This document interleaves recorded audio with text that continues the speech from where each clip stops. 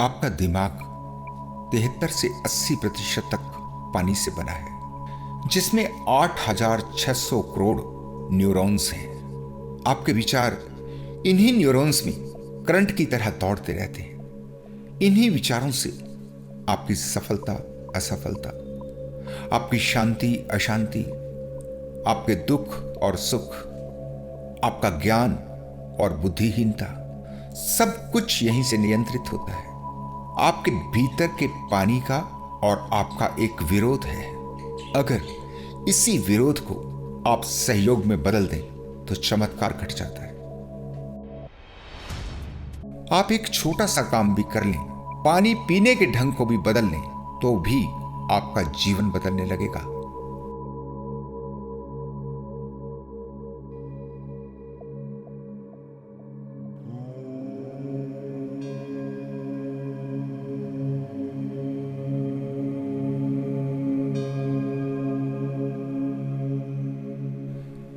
जीवन में इतनी अशांति, इतनी बेचैनी क्यों है? क्यों बार बार असफलता हाथ लगती है? क्यों जीवन में कुछ अधूरापन, एक खालीपन दिखाई देता है? अपने को इतना कमजोर क्यों पाते हैं? हमारी असली शक्ति कहां खो गई, जिसे खोज नहीं पा रहे? इन सब प्रश्नों का उत्तर आपको पानी से मिल सकता है, क्योंकि पानी अपने भीतर ऐसे ऐसे रहस्य छुपाए है जिसकी आप कल्पना भी नहीं कर सकते। पानी की एक एक बूंद आपके जीवन पर प्रभाव डालती है। आप एक छोटा सा काम भी कर लें, पानी पीने के ढंग को भी बदल लें, तो भी आपका जीवन बदलने लगेगा। इसी पानी को आज हम ठीक से समझेंगे। ये कैसे हमारे जीवन को खुशियों से भर सकता है? क्या है इसका रहस्य? इसको जानने के लिए ठीक से सारी बात को सुनते और समझते जाएं। वो पानी ही है जो हमें तृप्त कर सकता है और हमें गहन शांति में ले जाकर शक्तिशाली बना देता है। इतना शक्तिशाली कि जीवन में आप कभी हार ही नहीं सकते। हर कदम पर आप सफल होते हैं, वो भी बिना किसी संघर्ष के, बिना किसी मेहनत के। सफल होना आपकी नियति बन जाता है। पानी के इसी रहस्य को मैंने जाना, इसका अनुभव किया। आज मैं अपना अनुभव, यही अनुभव आपसे बांटना चाहता हूं। यह अचानक एकाएक मेरे सामने प्रकट हो गया। अगर आज ये आपकी समझ में उतर गया तो अशांति और असफलता जैसे शब्द आपकी डिक्शनरी से मिट जाएंगे। आपको पता चल जाएगा केवल आप ही अपनी अशांति और असफलता के लिए, अपने दुखों के लिए जिम्मेवार हैं। कहीं एक छोटी सी गलती आपसे हो रही है, बस उसे पकड़ना है। जो वो पकड़ में आ गई तो फिर एक पल भी नहीं लगेगा कि आप अपने रास्ते बदल देंगे, आप मंजिल को पा जाएंगे। जीवन में इतनी गलत धारणाएं पैदा हो जाती हैं जिनके साथ हम चिपक जाते हैं। फिर जब पैमाना ही गलत हो जाएगा तो परिणाम भी गलत ही आएंगे। आज हम ऐसी ही सारी बातों को थोड़ा थोड़ा करके समझते हुए पानी के रहस्य में प्रवेश करेंगे। ज्ञान को धीरे धीरे अपने अंदर उतारना होता है। कोई ऐसा स्विच या कोई बटन नहीं लगा हुआ कि हम दबाएं और ज्ञान हो जाए। लगातार अपनी समझ को गहरा करते जाना और अपने ही अनुभवों से सीखते जाना। तो इस गहरे ज्ञान में प्रवेश करने के लिए मेरा आप सभी से निवेदन है कि थोड़े समय के लिए अपने ध्यान को यहीं केंद्रित करें। चाहें तो चैनल को सब्सक्राइब कर लें।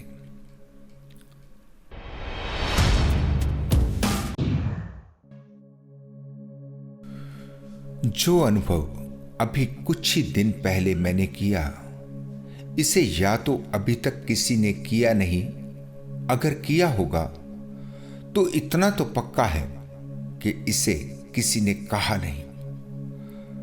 पानी कैसे आपके जीवन पर प्रभाव डालता है। पानी ही आपकी सफलता और असफलता का कारण बनता है। पानी में ही आपकी शांति और अशांति का राज छिपा है। न किसी ग्रंथ में, न किसी शास्त्र में आपको इसके बारे में कुछ भी नहीं मिलेगा। हां, पानी ऐसे परिणाम लाता है, इसकी बात चीन के एक फिलॉसफर, चीन के एक महायोगी लाओ त्से ने की है। लेकिन ऐसा होता क्यों है, इसे किसी ने नहीं कहा। इसके पीछे छिपे इसके विज्ञान को आप आज जान जाएंगे और समझ जाएंगे।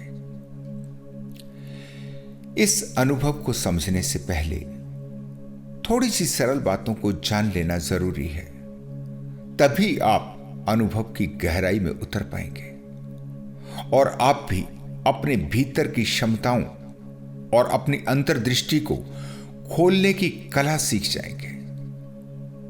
आप भी ठीक इसी तरह से अपने स्वयं के अनुभव करने में सक्षम हो पाएंगे। यही छोटी छोटी बातें आपके सोचने और समझने के तरीके को बदलती हैं। यही आपको आपकी धारणाओं के पिंजरों से मुक्त करती हैं।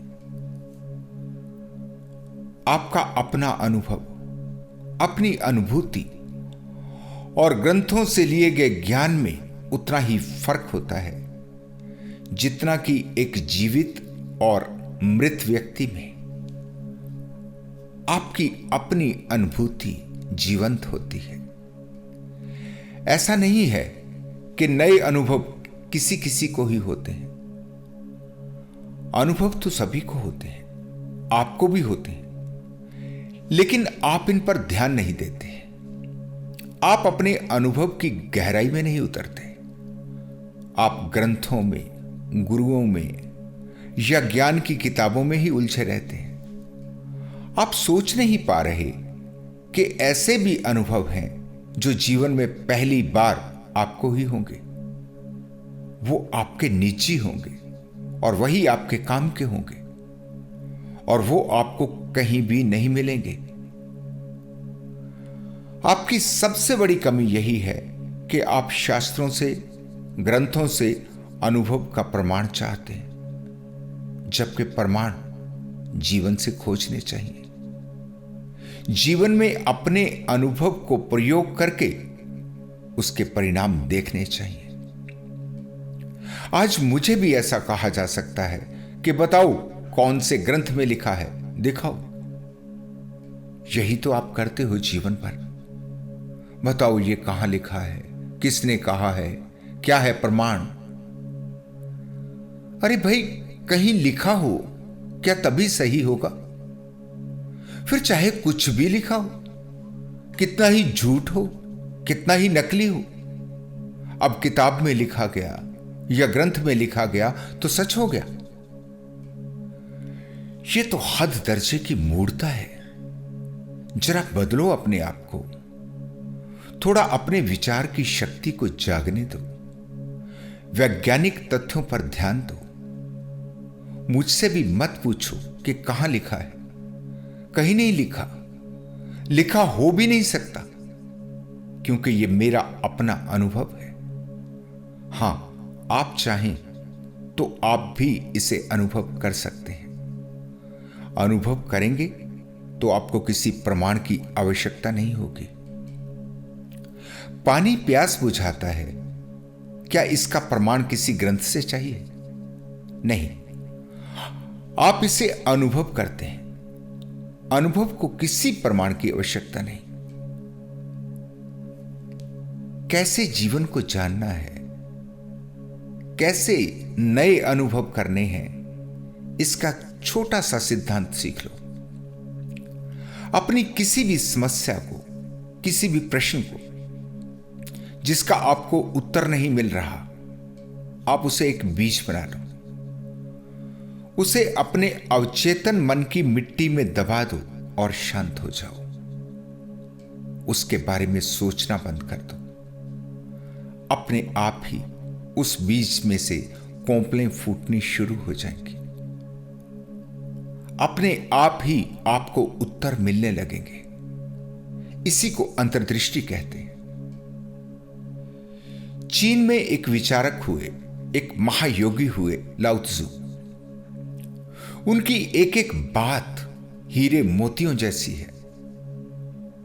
देखने में उल्टी लगती है, लेकिन वास्तव में वो अपने अंदर ऐसे ऐसे खजाने छुपाए हुए हैं कि जब आप अंदर झांकते हो तभी आपको वो खजाना मिलने लगता है। लाओ त्सु की बातों से सरल और सीधा कुछ भी नहीं है, लेकिन आपकी समस्या है कि आपने अपने को उल्टा कर लिया। इसलिए जो सीधा है वो आपको उल्टा दिखाई पड़ता है। आपने अपने सिद्धांतों को उल्टा बना लिया, जिससे जीवन में अशांति और निराशा फैल गई। लाओ त्सु ने कहा है कि पानी के स्वभाव को देखो। अपने स्वभाव को ठीक पानी के स्वभाव जैसा बना लो, फिर देखो आपके जीवन में क्या क्रांति घटती है। ये क्या कहा गया है और ऐसा कैसे हो पाएगा, इसको तो आज की वीडियो में आप समझ ही जाएंगे।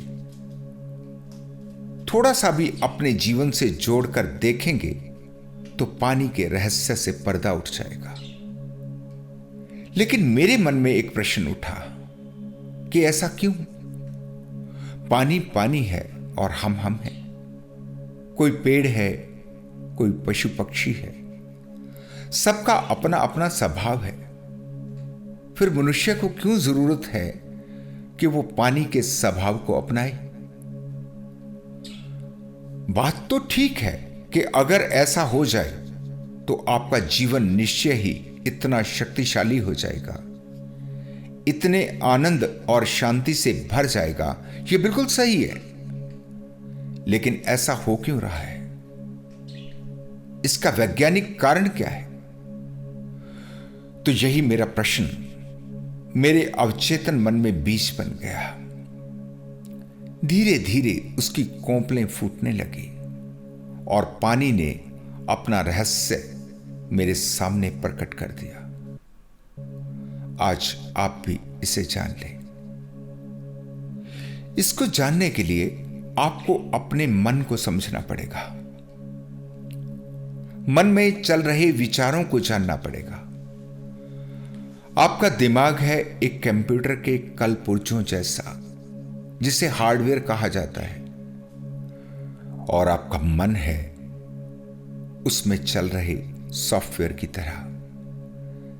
जैसे आपके हाथ में जो मोबाइल फोन है, अगर इसका आप सॉफ्टवेयर निकाल दें, इसका ऑपरेटिंग सिस्टम मिटा दें, तो ये मात्र एक टॉर्च बनकर रह जाएगा। इसमें कुछ भी नहीं चलेगा। आप बटन दबाएंगे तो इसकी लाइट जल जाएगी, लेकिन उसमें कुछ भी नहीं होगा। जबकि कलपुर्जे सभी मौजूद हैं। हार्डवेयर में से कुछ भी नहीं निकाला गया, लेकिन कोई प्रोग्राम नहीं होगा, खाली बस सफेद स्क्रीन। ठीक यही आपके दिमाग और आपके मन का कनेक्शन है। दिमाग हार्डवेयर है और मन सॉफ्टवेयर।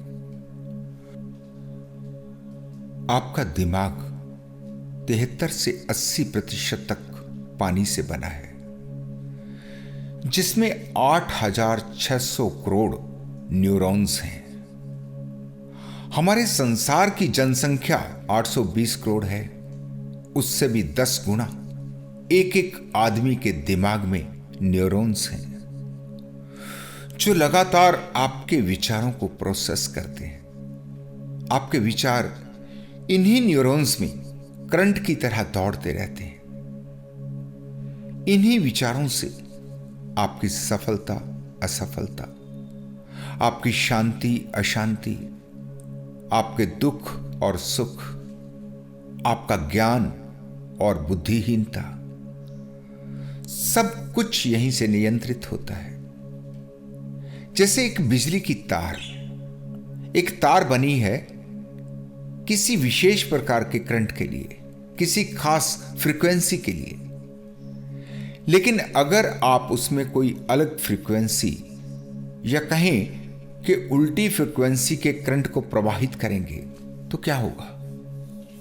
आपकी तार गर्म हो जाएगी। हो सकता है कि तार इतनी गर्म हो जाए कि जल भी जाए।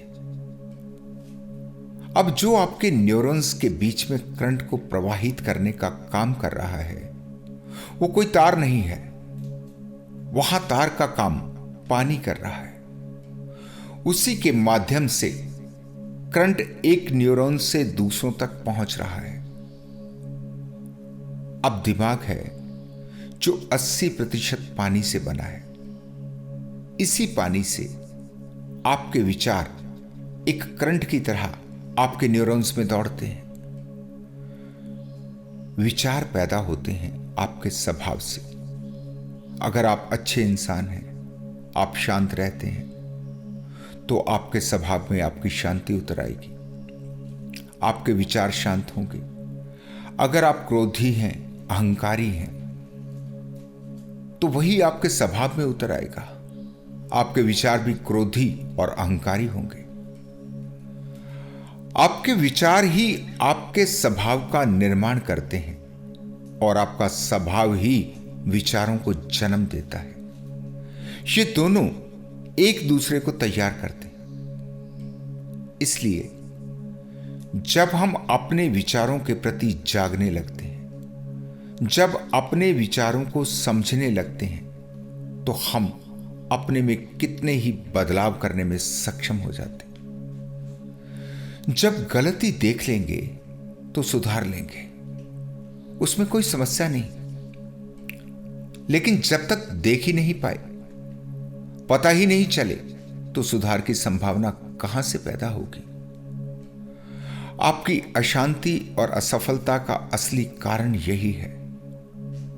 आपका मन संचालित हो रहा है पानी से, और आपका स्वभाव है पानी से बिल्कुल उल्टा।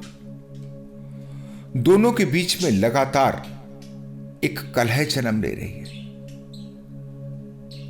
तुम उसे वही करंट दे रहे हो जो उसके विपरीत है, जिसे वो सहन नहीं कर सकता। तो आपके जीवन में अशांति अपने आप ही उतर जाती है। आपके भीतर के पानी का और आपका एक विरोध है।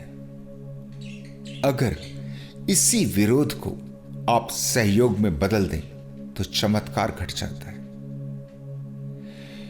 इसीलिए जब आप ध्यान करते हैं तो आपके विचार रुक जाते हैं। जब कोई करंट नहीं बहता तो आपके न्यूरॉन्स को एक गहन विश्राम मिलता है, और इसी विश्राम में शांति है, और शांति ही आपकी सफलता का कारण बनती है। शांति ही आपको परमानंद में प्रवेश करवाती है। आपके दिमाग की हालत ऐसी है जैसे कोई किसी घने जंगल में भटक जाए और भागता रहे, कभी इधर कभी उधर। उसे बाहर निकलने का रास्ता नहीं मिलेगा। वहीं अगर वो आराम से बैठ जाए, जरा मन को विश्राम दे और शांत मन से सोचे, तो रास्ता खोजना आसान है, तो सफलता आसान है। जितना जितना आपका स्वभाव पानी जैसा होता जाएगा, तो पानी के ही गुण आपको मिलने लगेंगे। आप पानी जैसे होते जाएंगे। पानी जैसी सरलता, पानी जैसी कोमलता, पानी जैसी शुद्धता आपके जीवन में आएगी। पानी की विनम्रता, पानी की पारदर्शिता, पानी की शीतलता और पानी की शक्ति, अपार शक्ति, सब कुछ आपके जीवन में अपने आप ही उतर आएगा। मन पानी से संचालित है, इसलिए किसी शांति को कहीं पाने नहीं जाना, वो तो आपका स्वभाव बन जाएगी। पानी के स्वभाव को कैसे अपना स्वभाव बनाएं, यही लाओ त्सु ने समझाया। बहुत से मित्रों को शायद लाओ त्सु के बारे में पता ना हो। कोई 2500 वर्ष पहले चीन में लाओ त्सु पैदा हुए। चीन का राजा लाओ त्सु का बहुत सम्मान करता था। जानता था कि कोई आसानी से परमात्मा से मिलन करवा सकता है तो लाओ त्सु है। कोई सरलता से जीवन को समझा सकता है तो केवल लाओ त्सु। राजा ने बार बार लाओ त्सु को कहा कि वो अपने ज्ञान को लिख दें, लेकिन लाओ त्सु मना कर देते। उनका कहना था कि कौन लिख पाया। सत्य तो जो जानता है, जो अनुभव करता है, उसी का है। इसे कैसे शब्दों में कहा जाए। कितने ही ग्रंथ पढ़े पड़े, पहले क्या कुछ ग्रंथों की कमी है? उनसे क्या हो पाया जो अब मेरे लिखने से हो जाएगा। जब लाओ त्सु बूढ़े हुए तो उन्होंने सोचा कि मृत्यु नजदीक आ रही है। अगर मैं यहां मरा तो ये लोग मेरी समाधि बनाएंगे, मंदिर बना देंगे और फिर वही पूजा पाठ का पागलपन शुरू हो जाएगा। जो मैंने आज तक इनको शिक्षा दी, उसका सत्यानाश यही लोग कर देंगे। उन्होंने चीन छोड़कर हिमालय में भाग जाने का फैसला कर लिया। सोचा कि ऐसे गायब होना है कहीं हिमालय में, जहां ये लोग मुझे कहीं भी तलाश ना कर सके। इनको कभी भी पता ना चले कि मेरी मृत्यु कब हुई, कहां हुई। राजा को भी अंदाजा था कि लाओ त्सु भाग जाएंगे, इसलिए चारों तरफ जितनी भी चीन की सीमाएं थी, राजा ने पहरा सख्त कर दिया।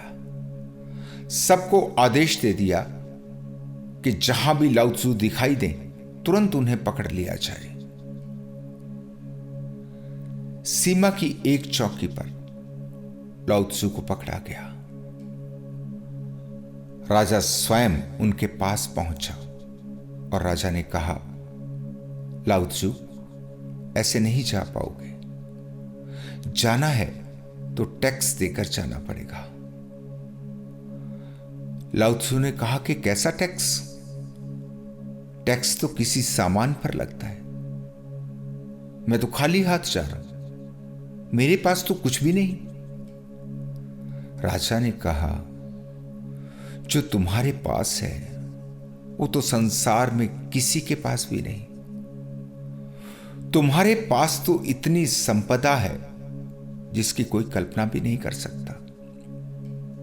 तुम जाना चाहते हो, ठीक है, मैं रोकूंगा नहीं, लेकिन तभी जा पाओगे पहले अपने ज्ञान को यहीं बैठकर लिखो।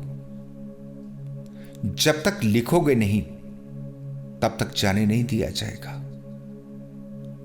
तब लाओ त्सु को मजबूर होना पड़ा लिखने के लिए। जिसको आप भगवान कहते हो, परमात्मा, ईश्वर, अल्लाह, गॉड, जितने भी संसार ने उसको नाम दिए। लाओ त्सु ने उसे कहा ताओ। ताओ का अर्थ होता है मार्ग, द वे। आपके सभी नाम किसी इंसान जैसी छवि बनाते हैं, लेकिन लाओ त्सु कहता है ऐसा कुछ भी नहीं है। वो केवल एक मार्ग है जिस पर चलकर आप अपने ही जीवन को सुख और शांति से भर लेते हैं। जिस पथ पर चलकर आप परमानंद को प्राप्त करते हैं।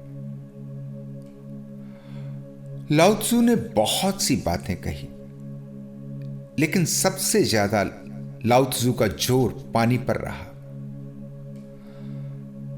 लाओ त्सु कहते हैं कि पानी को देखो, पानी से शिक्षा लो, पानी को अपना गुरु बना लो और गुरु बनाने का अर्थ नहीं है कि तुम पानी की पूजा पाठ चालू कर दो, क्योंकि तुमने अभी तक यही सीखा है। शिक्षा विक्षा कहां कोई लेता है, बस पूजा पाठ चालू हो जाता है। देखते हो, जब गुरु गोविंद सिंह ने सिखों से कहा, सब सिखन को हुक्म है गुरु मान्यो ग्रंथ, और सिखों ने उनके अर्थ का अनर्थ कर दिया।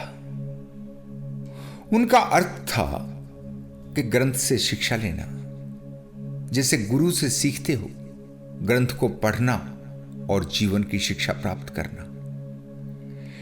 लेकिन शिक्षा तो कोई ली नहीं।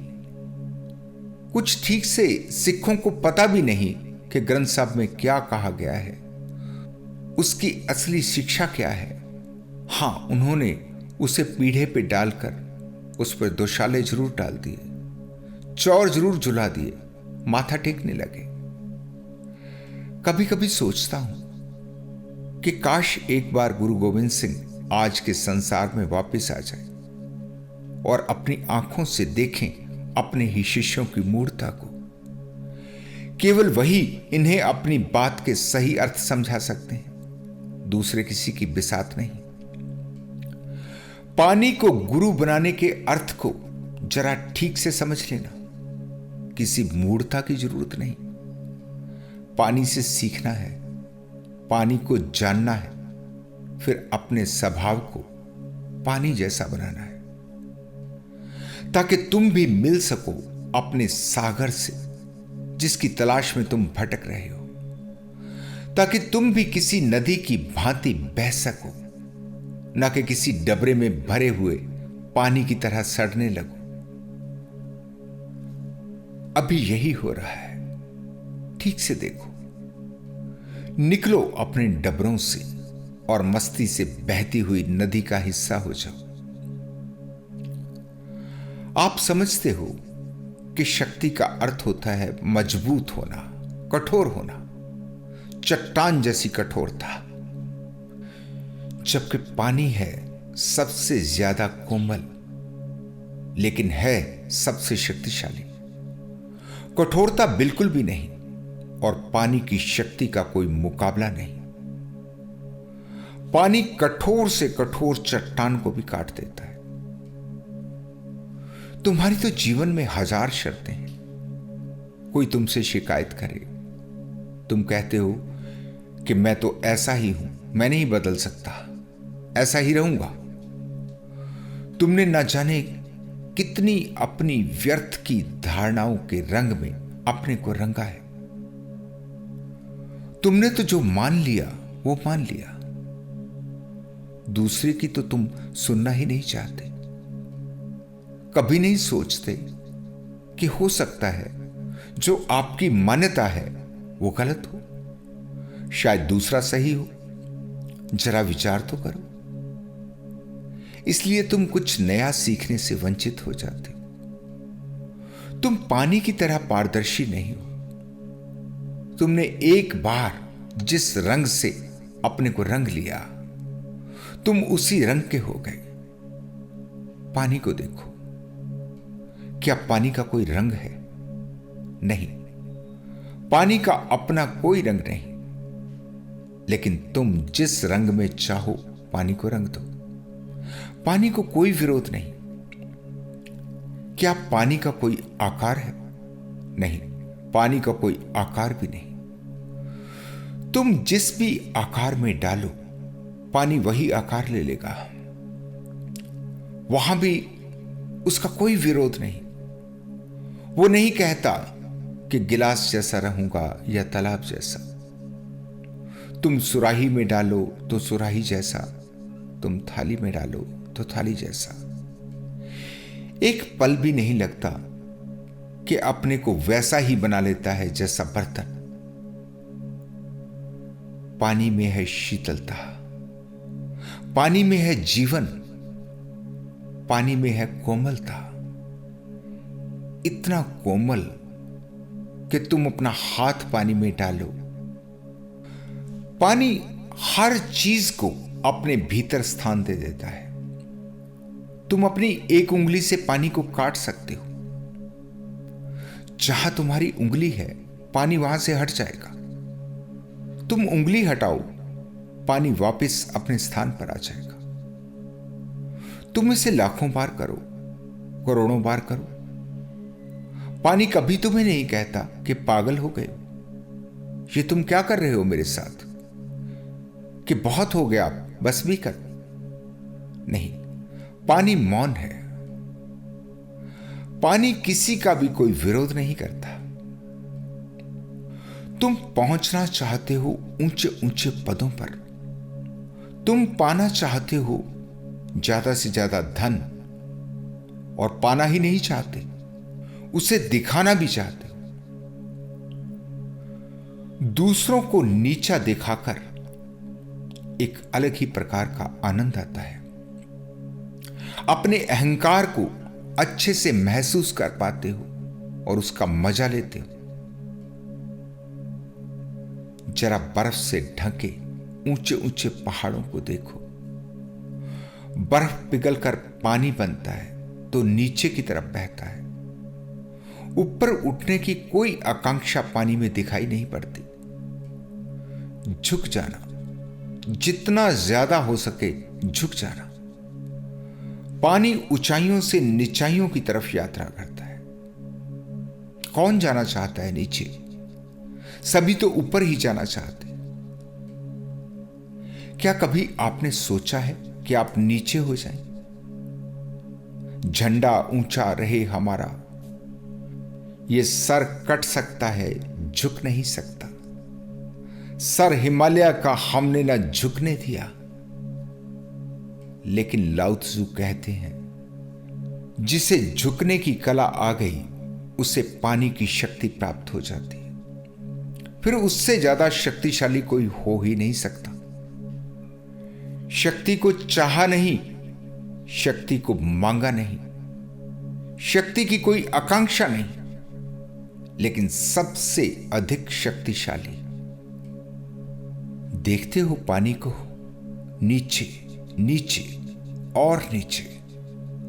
पानी तब तक नीचे जाता रहता है जब तक उसके पास नीचे जाने का स्थान है।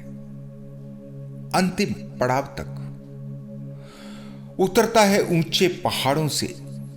बीच रास्ते में कितनी ही रुकावटें, कितने पत्थर, कितनी चट्टानें, कितने अवरोध, लेकिन पानी पूरी कोमलता के साथ जहां रुकावट आई उसको छोड़कर अपना अलग रास्ता बना लेता है।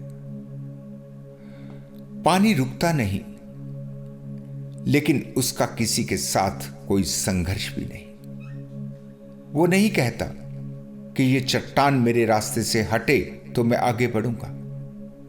नहीं, वो चट्टान की साइड से होकर जहां उसे रास्ता मिलता है बहने लगता है। पानी की कोमलता अपनी जगह बरकरार है, लेकिन बड़े बड़े पत्थर, बड़ी बड़ी चट्टानें पानी की कोमलता के आगे टिक नहीं पाती, छिन्न भिन्न हो जाती। पानी की निरंतरता में वो बच नहीं सकते। असली शक्ति कोमलता में है। कोमलता को कोई फर्क नहीं पड़ता, कठोरता टूट जाती है। आंधी तूफान आते हैं, बड़े बड़े अकड़े हुए कठोर वृक्ष टूटकर गिर जाते और समाप्त हो जाते, लेकिन कोमल घास तूफान के साथ जमीन पर बिछ जाती है। तूफान चला जाता है तो फिर से पूरी ऊर्जा के साथ सिर उठाकर खड़ी हो जाती है। परंतु जो कठोर वृक्ष गिर गए वो फिर कभी खड़े नहीं हो पाते। हर तरफ आपको कोमलता की विजय के उदाहरण मिल जाएंगे। कितना कितना आपने बांटा है अपने आप को, कहीं धर्मों के नाम पर, कहीं जातियों के नाम पर, कहीं भाषा के नाम पर। तुम्हारा धर्म सबसे ऊंचा, बाकी सब नीचे। एक होड़ लगी है अपने को ऊंचा उठाने की, अपने को साबित करने की। तुम जो भी करते हो अपने लिए नहीं, दुनिया को दिखाने के लिए करते हो। सुनते हो ना, अक्सर कहा जाता है कि मैं कुछ करके दिखाऊंगा। किसको दिखाना है? क्यों दिखाना है? करना है तो ठीक है, करो जो करना है, अपने लिए करो। दिखाने की आकांक्षा क्यों? अब यहां पानी के साथ जरा अपना मिलान करके देखो। पानी की धाराएं आपस में मिलकर एक नदी का रूप ले लेती हैं। कोई पानी कहीं से भी आए, फिर चाहे वो हिंदू पानी हो, मुसलमान हो, चाहे किसी भी जाति का। इंसानों में होता है ना, हिंदुओं का मोहल्ला है, मुस्लिम नहीं रह सकता। कितनी तरह की विक्षिप्तता है आपके साथ, ये छोटी जाति, वो बड़ी जाति। लेकिन पानी की ना कोई जाति, न धर्म। न पानी दूसरे पानी को कहता है कि हे गंदी नाली के पानी, तू कैसे मेरे में मिल सकता है? मैं तो शुद्ध हूं, मैं नहीं मिलने दूंगा। पानी का किसी के साथ भी कोई विरोध नहीं, कितना ही गंदा हो पानी। आपके शब्दों में कहूं कि चाहे दूसरा पानी कितना ही बड़ा पापी हो, पानी उसे भी जगह देता है, पानी उसे भी स्वीकार करता है, पूरे मन से, पूरे आदर से स्वीकार करता है। उससे फर्क नहीं पड़ता तुम पुण्य आत्मा हो या पापी हो, वो सबके लिए एक जैसा है, ठीक परमात्मा की तरह। जाते हो ना गंगा स्नान करने, अपने पाप धोने, पानी को आपके पापों से, आपकी गंदगी से, आपकी स्वच्छता से, आपके पुण्य से कोई मतलब नहीं। वो तो पूरी तरह अपने धर्म का पालन करता है, अपने पानी होने के धर्म का। काश कि कभी तुम भी पानी की तरह अपने मनुष्य होने के धर्म का पालन कर सको। पानी का धर्म है बहना, पानी का धर्म है शीतलता, पानी का धर्म है कोमलता, पानी का धर्म है निरंतरता। पानी ही आपको जीवन दे रहा है। क्या आपके किसी भी तथाकथित धर्म में ये गुण हैं? मार देंगे, काट देंगे। जरा अपने धार्मिक उन्माद देख तो लो, क्या क्या नहीं किया तुम्हारे धर्मों ने। जितने पापी तुम्हारे धर्म दिखाई देते हैं, जितना धर्मों के कारण लोगों ने पाप किया है, हत्याएं की है, उतना तो कोई बड़े से बड़ा पापी भी खोजना मुश्किल है। बस जरा सा तुम्हें कोई इशारा कर दे, जरा सा तुम्हें कह दे कि धर्म की रक्षा करनी, फिर तुम धर्म के नाम पर क्या क्या नहीं कर जाते। धर्म का तो अर्थ होता है अपने अहंकार को छोड़ना। धर्म का अर्थ है विनम्रता। लेकिन देखो, यही धर्म तुम्हारे अहंकार का कारण बन रहा है। कहां पानी की कोमलता और कहां तुम्हारी कठोरता। तुम्हारा अहंकार है आग की तरह। देखते हो आग को, आग ऊपर उठना चाहती है, और ऊपर और ऊपर, आकाश को छू लेना चाहती है। तुम्हारे अहंकार की आग भी तुम्हें ऊपर और ऊपर उठने को प्रेरित करती है। आग के गुण रखोगे तो आग की तरह ही जलकर भस्म हो जाओ। जितनी जीवन की सुंदरता है, सबको राख बना दोगे। जितने भी जीवन के रंग हैं, कितना ही रंगीन हो, कितना ही खूबसूरत हो, आग कुछ नहीं देखती, सबको कुरूप राख में बदल देती है। तुम्हारा जीवन जल रहा है, तुम्हारे जीवन का सौंदर्य है, तुम्हारे जीवन के रंग, तुम्हारे जीवन का नृत्य है, तुम्हारे जीवन का अमृत, जीवन का आनंद सब कुछ तुम्हारे अहंकार में जलकर राख हो रहा है और तुम उसे देख नहीं पा रहे। इसमें कोई शक नहीं कि आग आकर्षक है। आग से ज्यादा सुंदर इस संसार में कुछ भी दिखाई नहीं देता। आग जैसी चमक किसी और चीज में नहीं, कोहिनूर हीरे में भी नहीं। अहंकार भी आग की तरह ही चमकदार दिखाई देता है। अहंकार भी लोगों को आकर्षित करता है, खींचता है, लेकिन है तो आग। आग भले ही सुंदर दिखाई देती हो, आग में भले ही चमक है और अपने रंग है, लेकिन वो किसी भी रंग को भस्म कर देती है, बेरंग कर देती है और अंत में स्वयं को भी समाप्त कर देती है, स्वयं को भी नष्ट कर लेती है। बचती है केवल राख। यही राख तुम्हारा जीवन है। अब फैसला तुम्हें करना है कि तुम्हें पानी जैसा शीतल होना है या आग जैसा अहंकारी। आग पानी को जला नहीं सकती। पानी तो भाप बन जाएगा, अपने को रूपांतरित करेगा और आकाश में उड़ जाएगा। लेकिन पानी अगर आग पर गिरे तो आग को बुझा देगा, आग को नष्ट कर देगा। आग पानी को नष्ट नहीं कर सकती, लेकिन पानी में इतनी शक्ति है कि वो आग को भी, उस आग को जो सब कुछ नष्ट कर देती है, पानी उसे भी नष्ट कर देता है। नदी बहती है अपने प्रवाह में, ना वो किसी को गुरु बनाती है, न किसी को अपना मार्गदर्शक। नदी किसी से रास्ते नहीं पूछती कि कहां है महासागर, कैसे जाऊं, कौन से रास्ते से जाऊं। अपने से ही पहुंच जाती है। महासागर में मिलकर महासागर का हिस्सा हो जाती है। सबसे ज्यादा शक्तिशाली महासागर से मिलन, उसमें विलीन हो जाना। नदी मिटती है और महासागर बन जाती है। पानी सिखाता है मिटने की कला। तुम मिटे तो परमात्मा हुए।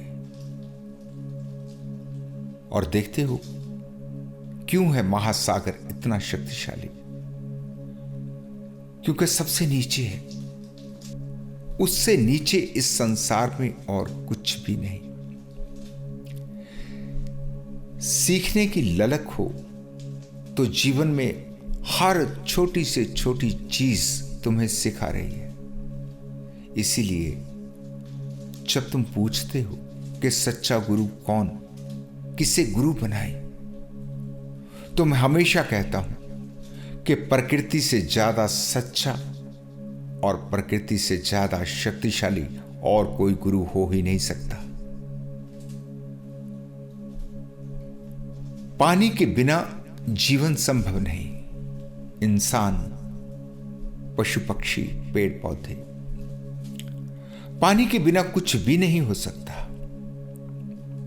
कभी सोचा है कि कितना कीमती है पानी? पानी के बिना आप जी ही नहीं सकते। क्या उसकी कीमत लगाओगे? कभी आप फंसे हो किसी मरुस्थल में और आपके पास कितनी ही धन दौलत हो, कोहिनूर हीरा हो, लेकिन पानी नहीं हो। पानी के बिना जान निकल रही हो। आपको एक पल भी नहीं लगेगा कि जरा से पानी के लिए आप अपना सब कुछ दे देंगे। लेकिन पानी अपनी क्या कीमत लगाता है? कुछ भी नहीं। पानी निशुल्क हर जीव को उपलब्ध है। एक छोटा सा प्रयोग करना शुरू करें। जब भी पानी की प्यास लगे तो पानी को ऐसे ही नहीं पिए जैसे कि अभी तक पीते आए। थोड़ा रुकें, पहले अपनी प्यास को देखें, समझें, सोचें कि अगर यही पानी आपको नहीं मिले तो क्या होगा। पानी के प्रति अहोभाव से भर जाए। धीरे धीरे एक धन्यवाद के भाव के साथ पानी को पीना शुरू करें। जब भी पानी को पिएं, जाग जाएं, होश से भर जाएं। फिर आपके जीवन में क्या बदलाव आता है देखें और आप हैरान हो जाएंगे। जरा सा काम है, कोई जाप नहीं, कोई मंत्र नहीं, बस पानी के प्रति आदर से भरना है, पानी की कीमत को महसूस करना है। इतने से ही आपका होश जागने लगेगा। कितनी भी गंदगी हो, कितना भी कचरा हो, पानी में ऐसी विशेषता है कि वो हर गंदगी को साफ कर देता है। पानी सारी गंदगी को साफ करके फिर अंत में अपने को भी साफ करने की योग्यता रखता है। कितना ही गंदा हो पानी, जब वाष्प बनकर उड़ेगा आकाश में, बादलों का रूप ले लेगा, तो फिर पूरी तरह शुद्ध हो जाएगा। या फिर जमीन की परतों से गुजरकर जब पृथ्वी के पानी से मिलन करेगा, तो पूरी तरह से शुद्ध होकर मिलेगा।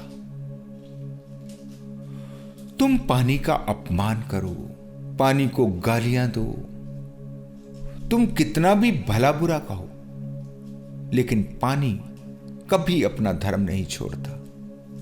पानी आपको जीवन ही देगा। ना तो पानी आपकी प्रशंसा सुनकर प्रसन्न होता है, ना ही आपकी बुराई से दुखी। पानी अपने स्वभाव में, अपने धर्म में है। पानी से आप जीवन को सीख लें। जरा कल्पना में सोचिए कि अगर कोई व्यक्ति विनम्र हो, पारदर्शी हो, जो अंदर वही बाहर, कोई छल फरेब नहीं, जो व्यक्ति निस्वार्थ दूसरों की सहायता करता हो, जो व्यक्ति इतना निरहंकारी हो कि झुकने की कला जानता हो, जो विरोध नहीं सहयोग की भाषा जानता हो, दूसरों की बात को भी पूरे आदर के साथ सुनता हो, कोई प्रशंसा करे तो झाड़ पर नहीं चढ़ जाता, कोई बुराई करे तो किसी का बुरा नहीं मानता, कोई दुख नहीं करता, जो जहां जाए वैसा ही हो जाए। न उसके लिए कोई धर्म हो, न कोई जाति, केवल मानवता के धर्म का पालन करता हो, जिसकी कोई आकांक्षा नहीं, जो कभी नहीं चाहता कि वो बड़े बड़े पदों पर जाए। तुम सोच भी नहीं सकते कि ऐसे इंसान की शक्ति क्या होगी। उसके एक इशारे पर दुनिया हिल जाएगी। इसलिए लाओ त्सु कहते हैं कि मुझे कोई झुका नहीं सकता, क्योंकि सिर उठाने की मुझ में कोई आकांक्षा नहीं। मैं पहले से ही झुका हूं, अब और क्या बचा झुकने को। मुझे कोई हरा नहीं सकता, क्योंकि मेरी कोई जीतने की आकांक्षा ही नहीं। मैं तो पहले से ही हारा हुआ हूं। मुझे कोई अपमानित नहीं कर सकता, क्योंकि सम्मान मैंने कभी चाहा नहीं। जितना ज्यादा से ज्यादा कोई अपमानित हो सकता है, मैं उससे भी ज्यादा अपमानित अपने को अनुभव करता हूं। अब और क्या कोई अपमान करेगा। लाओ त्सु कहते हैं कोई मुझे नीचे नहीं कर सकता। मैं पानी की तरह पहले ही सबसे नीचे हूं। कोई मुझे पीछे नहीं कर सकता, क्योंकि मैं हमेशा सबसे पीछे ही खड़ा होता हूं। इसलिए मैंने कहा कि लाओ त्सु की बातें उल्टी दिखेंगी, लेकिन जब तुम इनको भीतर तक देखोगे, जब तुम इन बातों के परिणाम देखोगे, तो सब कुछ विपरीत हो जाएगा। सम्मान नहीं चाहा, लेकिन तुमसे ज्यादा सम्मानित कोई भी नहीं। तुम पीछे खड़े हुए तो पूरा संसार आपके पीछे चलने लगता है। तुमने जीत नहीं चाही, लेकिन हर जगह तुम्हें जीत ही मिलेगी। अपनी आकांक्षाएं छोड़ दो तो पूरी सृष्टि आपके लिए काम करती है। लेकिन इसमें एक छोटा सा ध्यान रखना पड़ेगा। यह सब एकदम से नहीं होने वाला। धीरे धीरे एक गहरी समझ के साथ ही ये आपके जीवन में उतरेगा। कोई ढोंग नहीं कर लेना, क्योंकि ये आपके लिए है, किसी दूसरे को दिखाने के लिए नहीं। जैसे जैसे आप अपने होश को जगाओगे, जैसे जैसे पानी का स्मरण रखोगे, आपका स्वभाव पानी जैसा होता चला जाएगा। तभी आपको परिणाम मिलेंगे। ये आसान नहीं है, काफी मुश्किल है, लेकिन यह भी सच है कि अभी तुम जो उल्टी दिशा में चल रहे हो, उसमें तुम इससे कहीं ज्यादा मुश्किलें उठा रहे हो। आप पानी के प्रति जागें, अपने जीवन के प्रति होशपूर्ण हो, आपका स्वभाव पानी जैसा बने और आप शांति और आनंद के सागर में उतर जाएं। इसी मंगल कामना के साथ मैं आज आपसे विदा लेता हूं। धन्यवाद।